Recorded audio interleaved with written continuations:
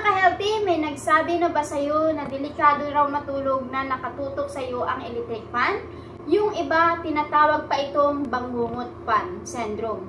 Pero ano nga ba ang totoo? Ganito yan. Kapag sobrang lamig at diretso kang natutukan ng hangin habang tulog, pwede kang magising na masakit ang katawan, barado ang ilong o masama ang pakiramdam.